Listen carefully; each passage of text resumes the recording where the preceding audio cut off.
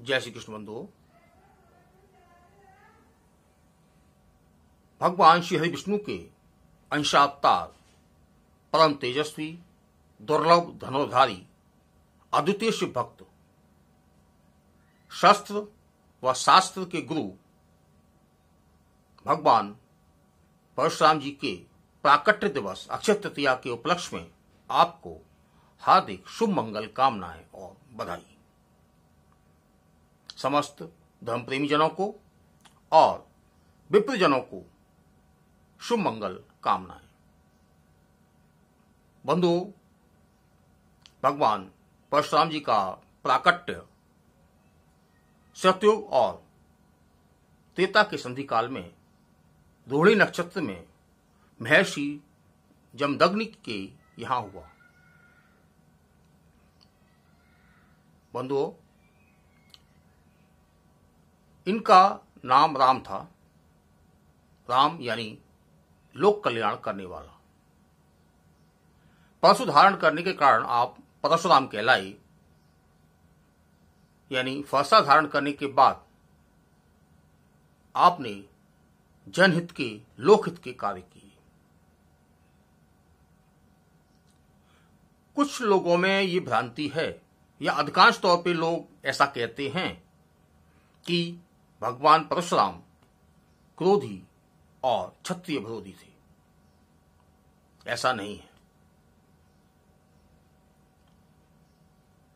क्रोध तो एक संवेग होता है जो प्राणी मात्र में होता है। परशुराम का क्रोध जहां भी है क्षणिक है। उनके अनेकानेक गुण विनम्रता, अहंकार रहित, सौम्यता, क्षमाशीलता, दानशीलता और सुशील, अनेकानेक गुण भगवान परशुराम में विद्यमान हैं। जब भगवान ने अवतार लिया है तो केवल एक गुण तो होगा नहीं, अनेकानेक गुण उसमें होंगे। भगवान परशुराम के गुणों को खोजना समुद्र की तली में जाकर रत्न खोजने के समान है। अनेक गुणों की खान है भगवान परशुराम, अथाह गुणों का सागर हैं भगवान परशुराम। परशुराम के क्रोध के पीछे कारण था कि जब कार्तवीर्य सहस्त्रार्जुन के द्वारा दत्तात्रेय की आराधना करके सार्वभौम राज प्राप्त कर लिया था, तो एक बार वह महर्षि जमदग्नि के आश्रम में पहुंचा है और वहां पर उसका आदर सत्कार हुआ है। उसके पश्चात उसने ऋषि की कामधेनु गाय को ले जाने का दुस्साहस किया। महर्षि द्वारा प्रतिरोध करने पर उसने उनको शारीरिक और मानसिक पीड़ा पहुंचाई। इससे परशुराम जी की माता भी अत्यंत पीड़ित हुई, उनको अत्यंत पीड़ा हुई। इससे उन्होंने अपनी कुक्षी पर 21 बार प्रहार किया। इसी कारण भगवान परशुराम ने 21 बार क्षत्रियों के संहार का व्रत लिया। भगवान परशुराम ने 21 बार उन्हीं क्षत्रियों का संहार किया जो आताताई थे, जो राजा आताताई थे, उन्हीं का संहार किया। क्योंकि कहा जाता है परशुराम क्षत्रिय विरोधी और क्रोधी, क्षत्रिय विरोधी नहीं थे। अगर वह क्षत्रिय विरोधी होते तो इस धरातल पर, इस पृथ्वी पर क्षत्रिय वंश का लोप हो गया होता। भगवान परशुराम ने केवल आताताई राजाओं का, आताताई जो क्षत्रिय थे उनका ही संहार किया। बात क्षत्रिय की आती है तो हम यदि त्रेता युग में जाएं, जब राजा जनक ने भावुक होकर अविवेक निर्णय लिया कि वह भगवान शिव के धनुष को भंग कराएगा। जब धनुष भंग हुआ है तो भगवान परशुराम वहां गए हैं, वहां उनका क्रोध क्षणिक है। यहां आप देखें तो भगवान राम और जनक दोनों क्षत्रिय हैं। परशुराम ने क्षणिक क्रोध तो किया है, परंतु साथ ही राजा जनक की पुत्री जानकी को इसने आशीष भी प्रदान किया है। और जब राम से वार्तालाप में हम देखें तो उनके जो गुण हैं उनमें बहुत सारे गुण देखने को मिलेंगे। जैसे उनका अहंकार रहित राम से वार्तालाप करना, राम के प्रति समर्पण, शालीनता, सौम्यता, बहुत सारे गुण देखने को मिलते हैं।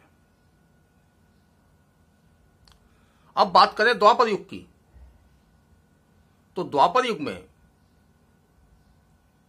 कर्ण के द्वारा झूठ बोलकर कि वह ब्राह्मण है, भगवान परशुराम के आश्रम में शिक्षा, शस्त्र और शास्त्र की प्राप्त की। भगवान परशुराम केवल ब्राह्मणों को ही शिक्षा प्रदान करते थे, शस्त्र और शास्त्र की। कर्ण ने झूठ बोलकर आश्रम प्रवेश किया और शिक्षा प्राप्त की, लेकिन जब भगवान परशुराम को इस बात का पता चला तो उन्होंने उसको आश्रम से निकाल दिया,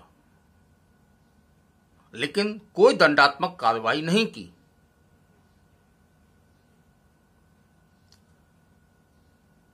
यद्यपि वह क्षत्रिय था, झूठ बोलकर वह ब्राह्मण बनकर उसने शिक्षा प्राप्त की, लेकिन उसके बावजूद भी उन्होंने कोई दंडात्मक कार्रवाई नहीं की। लेकिन इतना अवश्य था कि समय आने पर वह अपनी युद्ध कौशल की व्यवस्था को भूल जाएगा,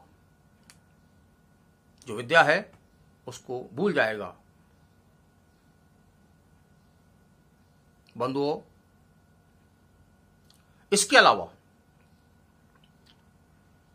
यहां पर देखें तो कर्ण के लिए क्षमाशीलता का गुण हो रहा है। आगे देखें तो भगवान परशुराम ने 21 महार संहार करने के बाद क्षत्रिय राजाओं का जो आताताई थे, उनका संहार करने के बाद पृथ्वी पर उनका अधिग्रहण हो गया था। अगर वह चाहते सो सत्ता सुख भोग कर राज्य कर सकते थे, लेकिन उन्होंने यह सारी पृथ्वी मुनि कश्यप को दान कर दी। यहां उनकी दानशीलता का द्योतक है ये, ना ही उनमें सत्ता लोलुपता है। अगर चाहते भूमंडल पर राज कर सकते थे। ब्राह्मण को भी उन्होंने कोई राज्य या शासन नहीं दिया, क्योंकि बहुत से लोग कहने में सुनने में आता है कि भाई वो ब्राह्मण मानते हैं, ब्राह्मण हितैषी थे, क्षत्रिय विरोधी थे। ऐसा नहीं है। अगर वह चाहते तो उसको किसी भी ब्राह्मण शासकों को अलग अलग स्थापित कर सकते थे, लेकिन उन्होंने ऐसा भी नहीं किया। मुनि कश्यप को जनहित के कार्य करने के लिए, जनहित के लिए वह दान कर दी। भगवान परशुराम के अनेकानेक गुण मिलते हैं, लेकिन यह कहना कि वह क्रोधी थे और क्षत्रिय विरोधी थे, यह सर्वथा ही अनुचित है। जैसे कि हमने पूर्व में भी कहा कि वह अथाह गुणों का सागर हैं। उनके गुणों को खोजना समुद्र की तली में जाकर रत्न खोजने के समान है, क्योंकि कोई भी जो अवतार हुआ है उसमें समस्त गुण हैं, केवल एक या दो विशेष गुण नहीं है। सभी गुण समान रूप से हैं। जहां तक क्रोध की बात है तो क्रोध संवेग है, और यद्यपि जब उनकी माता पिता पर कष्ट या पीड़ा पहुंची है तो निश्चित रूप से क्रोध जागृत होना स्वाभाविक है। अगर किसी के साथ भी यह घटित होगा तो क्रोध उत्पन्न होना निश्चित रूप से जरूरी है। भगवान परशुराम केवल क्रोध इतना ही था कि उन्होंने क्षत्रियों का 100 संहार किया, और जहां आपने देखा त्रेता युग में क्षणिक क्रोध था, अनेकानेक और गुण थे। केवल जो आपको जनक जी के यहाँ का उदाहरण दिया उसमें कई सारे गुण परिलक्षित होते हैं उनके। वह मातृ पितृ भक्त थे, पिता के कहने पर माता को का प्रारंभ किया और फिर पिता से माता को जीवित कराया। तो इसे मातृ पितृ भक्ति दोनों है। पितृ की आज्ञा का पालन, पिता की आज्ञा का पालन, और माता के प्रति आदर, माता के प्रति सम्मान, माता के प्रति अपने भाव। ये कहा जाए, बहुत से लोग कहते हैं कि पिता के कहने पर उन्होंने माता का वध कर दिया, गलत है। नहीं, उन्होंने दोनों काम कराई। उन्होंने पिता का भी कहा माना और माता को भी पुनर्जीवित किया। भगवान परशुराम एक ऐसे अवतारी पुरुष हैं, महापुरुष हैं, अवतारी देव हैं, जिन्होंने जिस प्रकार अन्य जो अवतार हुए हैं उनका प्रादुर्भाव के साथ समस्त लीलाएं करने के बाद, जो सांसारिक लीलाएं उनको करनी है उसे करने के बाद वैकुंठ गमन का उल्लेख मिलता है। लेकिन भगवान परशुराम आज भी पृथ्वी पर विराजमान है। महेंद्रगिरी पर्वत पर आप तपस्या में लीन हैं। भगवान परशुराम ऐसे देव हैं साक्षात, जिनका आराधना करने से निश्चित रूप से यश कीर्ति की वृद्धि होती है। भगवान परशुराम के प्राकट्य उत्सव के अवसर पर आप सभी को हार्दिक शुभ मंगल कामनाएं। ये निश्चित धारणा बना लें कि भगवान परशुराम क्रोधी और क्षत्रिय विरोधी कदापि नहीं हैं।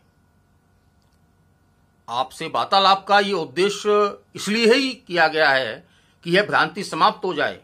बहुत सारे उदाहरण दिए जा सकते हैं, लेकिन समय की अनुकूलता के चलते आपको कुछ गुण उनके बताए गए हैं। कुछ कथानक का प्रसंग बताते हुए, तो उनके अनेकानेक गुण हैं उनके अंदर। केवल ये कहना कि क्षत्रिय विरोधी हैं या ब्राह्मण हितैषी हैं या क्रोधी हैं, ये सब कहना सर्वथा अनुचित है। एक देव का अपमान है। जो हमारे देवता हैं उन देवताओं का अपमान है, जहां तक कि श्री हरि विष्णु का अपमान है। अर्थात आप सभी को इसी आशा के साथ कि आप कभी भगवान परशुराम को क्रोधी और क्षत्रिय विरोधी नहीं कहेंगे, इसी आशा के साथ, शुभकामना के साथ जन्मोत्सव की, उनके प्राकट्योत्सव की आप सभी को जय परशुराम भगवान की। जय श्री कृष्ण।